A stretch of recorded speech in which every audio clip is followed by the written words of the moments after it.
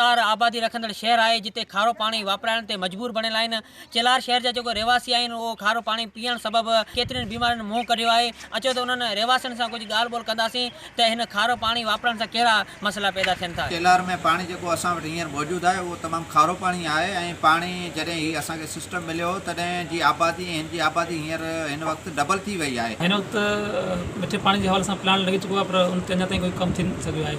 हाणे असांजो शहरवासियुनि जो दुकानदारनि जो ऐं ॻोठवासियुनि जो असांजो मुतालबो आहे त जेतिरो जल्द थी सघे ओतिरो मिठे पाणी जी सहूलियत फराहम कई वञे। असां सिंध हुकूमत खे चाहे वफ़ाक़ हुकूमत खे चाहे असांजो जेको ज़िले इंतज़ामी आहे इन्हनि खे बि असां चवंदासीं महिरबानी करे जेको इहो पाइप लाइन पाणी जी आहे महिरबानी करे इहो असांखे मिठो पाणी मिलियो आहे। ज़रूरत इन ॻाल्हि आहे सिंध हुकूमत खे घुर्जे त चेलार खे मिठो पाणी मुहैया करे ॾिनो वञे त जीअं केतिरनि बीमारियुनि खां बची सघनि। कैमरामैन फ़कीर परवेज़ सां गॾु आबिद लोंगाणी, अवामी आवाज़ मीडिया ग्रुप चेलार। विज़िट कयो अवामी आवाज़ मीडिया ग्रुप जी वेबसाइट awamiawaz.pk